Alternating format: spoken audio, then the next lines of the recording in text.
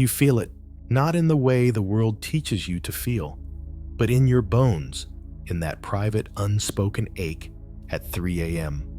When you stare at the ceiling, no longer believing in love the way you once did. You weren't taught to question the sacred myth of relationship. You were taught to pursue, to serve, to sacrifice. You thought if you just became better, she would stay. You thought if you gave more, she would give back. But here's the first truth. She doesn't want your sacrifice. She wants your soul. And if you hand it over, she will take it, burn it, and leave nothing but ash, and still whisper that you didn't give enough. That's not hatred. That's not cruelty. That's human nature. And Schopenhauer knew it long before you were even born. Women are by nature meant to be subordinate, to take, not to give. Arthur Schopenhauer. He wasn't trying to offend. He was revealing what no man dares say in polite society, that men are used, repeatedly, blindly, willingly. You are not a victim, but you are asleep. And if you keep sleeping, you'll be bled dry of time, energy, purpose, vision. Because in the modern world, the man who doesn't master himself will be mastered by someone else. Let me be clear. Most relationships today are not based on truth. They are built on a lie so deeply rooted that even you, yes, you believe it. The lie goes like this. Love is equal. Partnership is mutual. She wants you for who you are. No, that's not how the feminine works. The feminine wants one thing above all: security, emotional, physical, financial, existential. And if you cannot provide that endlessly, without weakness, without falter, you will be discarded, not with cruelty, not always with malice, but with something colder: biological indifference. The mother of all things is pain. Schopenhauer. And what causes you pain is this: you gave what she asked for, but it was never what she wanted. She said, be honest, so you were vulnerable. She said, be kind, so you killed your edge. She said, just love me, so you made her your purpose. And when she left, you couldn't understand why. But Schopenhauer understood. To marry means to do everything possible to become an object of disgust to one another. He wasn't cynical. He was honest in a way that shakes men to their core. Because, what if most relationships are not about connection, but about utility? You, the man, are a tool. Here's the first truth. If you don't have power, you don't have love, only conditional approval. You think she's choosing you, no. She's choosing what you provide. And the moment that shifts, the mask slips, and you're no longer her protector. You're a burden. You're toxic. You're too much. You're not meeting her needs. You become the villain in a story she rewrites to justify leaving. You thought love was unconditional. But love in this world is earned. And if you stop earning it, it will vanish. You were taught to be nice. But nice men are not loved. They are used, tolerated, and eventually forgotten. Because nice is weakness wrapped in guilt. You were taught to respect women, but you were never taught to respect yourself. Let's talk about you. You who gave everything. You who bent your values to make her stay. You who turned yourself into a mirror reflecting what she wanted. You were never her man. You were her emotional employee. And the day she promoted someone else, you weren't surprised. Not deep down, because something in you always knew that you were living a lie. A man can do what he wants, but not want what he wants. Schopenhauer. Read that again. Your desires are not free. They were shaped, molded, neutered by culture, by fantasy, by your own fear of rejection. You were taught to seek validation, not mission, not truth, not strength. And now you pay the price. You walk the earth confused, trying to be good enough for someone who only loved your function. You were a ladder. And once she reached the next level, she stepped off. This is not bitterness. This is awakening. You have two choices: blame her or rebuild yourself. But make no mistake, there is no third option. You were not born to orbit her emotions. You were not born to make her feel safe. You were born to carry fire, and the fire you've been hiding to be accepted. That's the very thing she secretly resents you for not showing.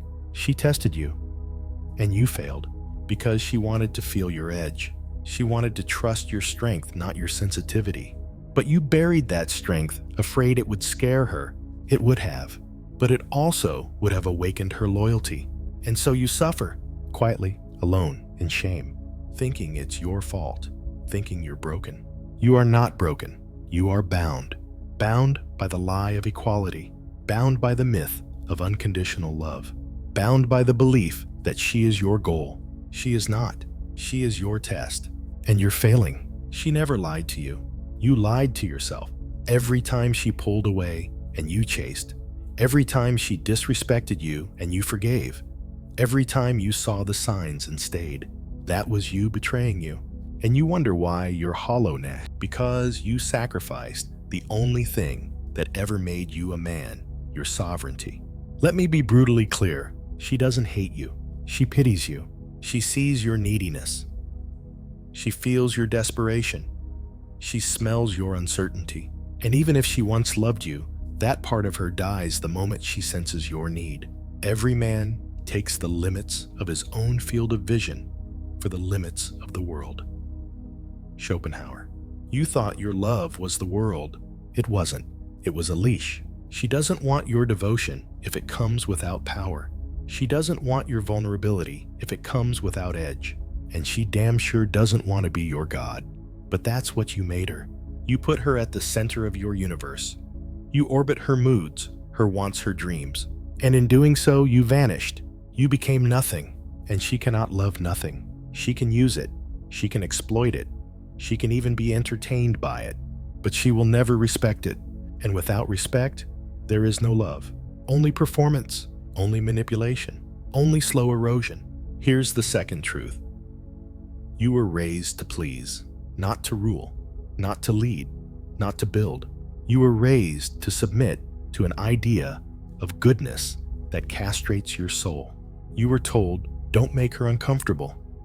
Don't express anger. Don't take up too much space. And what did it get you?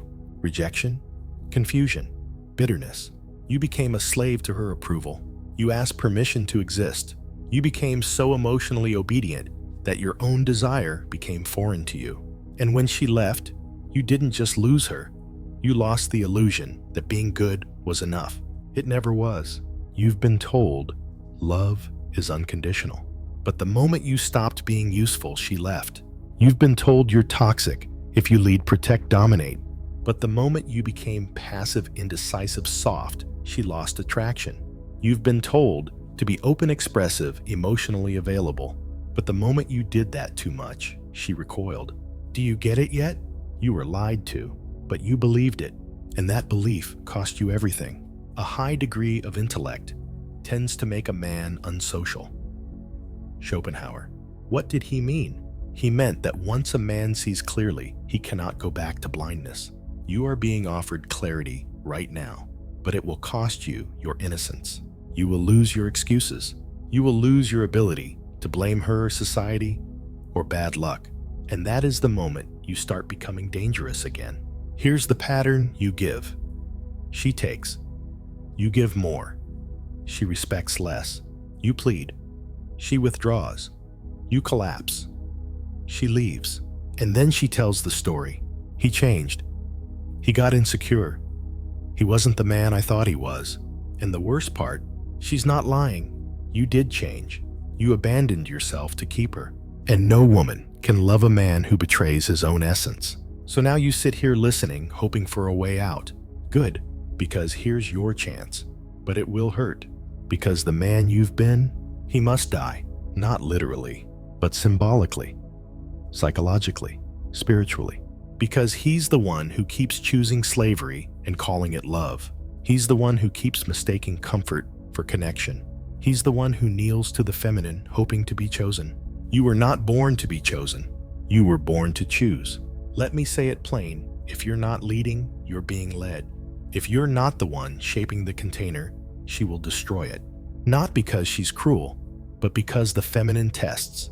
She tests your strength. She tests your boundaries. She tests your devotion to your own mission. And every time you fail those tests, she loses faith. She loses safety. She loses desire. She becomes cold, withdrawn, even resentful. And you don't understand why, because you don't know the rule. She doesn't want you to yield. She wants you to rise. Compassion for animals is intimately associated with goodness of character. Schopenhauer. And what are you? An animal, a beast. You were meant to feel anger, to claim space, to dominate reality, not people, not her, but life itself. You were meant to hunt, not beg. But modernity made you soft. It taught you to sedate your instincts. It drugged you with porn, social media, validation, comfort. And now, you have no fire, no edge, no command. And yet you wonder why women don't feel safe with you. You don't even feel safe with yourself. That's the bitter truth. You want her to follow, but you have nowhere you're going. You want her to admire you, but you've built nothing to admire. You want her to stay, but you don't even know who you are when she's gone. That ends today. Or you'll keep bleeding slowly, one failed relationship at a time, until your heart becomes so jaded that you stop believing in love altogether. But love is real, only for those who conquer themselves first. Now you know the truth. Not the comforting lie, not the sweet poison, but the truth that burns. The truth that men like Schopenhauer, Nietzsche, and Jung all knew. That relationship is not salvation, it is trial. And unless you master yourself, you will be broken by it. Because a woman is not your reward. A woman is not your healing. A woman is not your home. She is the mirror that reflects your weakness. And when you see it, when she withdraws, mocks tests, or leaves, that is not betrayal. It is revelation. A man's maturity, that is to have rediscovered the seriousness he had as a child at play. Nietzsche, what is this seriousness? It is the commitment to become who you are with or without her, without applause, without sex, without comfort. Because only when you no longer need her can you actually be with her. And if you can't walk alone truly, fully, fiercely, you will always crawl at her feet. A slave pretending to be a lover. Here's the final truth. You must become dangerous, not violent, not cruel, but sovereign. A man who doesn't beg. A man who doesn't flinch. A man who walks into the storm and does not pray for sunshine. You must carry your suffering with dignity. You must rebuild your mind like a fortress, stone by stone, principle by principle. You must bury the boy who needed her to tell him who he is, and you must resurrect the man who remembers. Man is not made for happiness. He is made for greatness. Carl Jung. Happiness is a carrot they wave in your face. Comfort, validation, affection, all conditional. You were not made for that. You were made to rise from hell, to endure rejection, betrayal, loneliness, and still stand, to be alone and not lonely, to be cut off and still connected to something higher, something eternal, your mission. If you don't have one, create one, because without it, every relationship will become your prison, and she will lose all respect for the man who needs her more than he needs himself. Let me be absolutely clear. You do not belong at her feet. You do not exist to be consumed. You are not here to decorate her life. You are here to build, to lead, to bleed with purpose. And if she walks beside you, good. If not, you walk anyway, because she will test you forever, not to break you, but to find the edge where you finally say, no, no, I won't tolerate disrespect. No, I won't bend to your moods. No, I won't become smaller to make you feel bigger. And when you say that not with rage, but with calm fire, she feels it. She feels your spine, your mission, your truth. And maybe, just maybe, she'll follow. But if she doesn't, let her go. Because the man who chases love loses himself. But the man who chases purpose, he becomes love. The final question, Are you willing to walk alone? Not just physically, but emotionally, spiritually. Can you stand in the silence of your own soul? While the world tells you you're wrong, while women reject you, while comfort eludes you, and still not kneel, that is the test. And that is the moment you stop being used. Not because they stop trying, but because you stop needing. And when you stop needing, you become dangerous again. Unshakable, unmovable, untouchable. So, here is your transformation challenge. Either walk alone or die slowly inside. There is no middle path. There is only the boy who begged and the man who walks forward without apology. Choose. Not tomorrow, not next month. Now. Delete her number. Start that business. Train your body. Fortify your mind. Rebuild your code. And when you return to love, if you return, you will not beg for it. You will offer it from overflow, not because you need her, but because you no longer need anything. And in that moment, you will know you are finally free.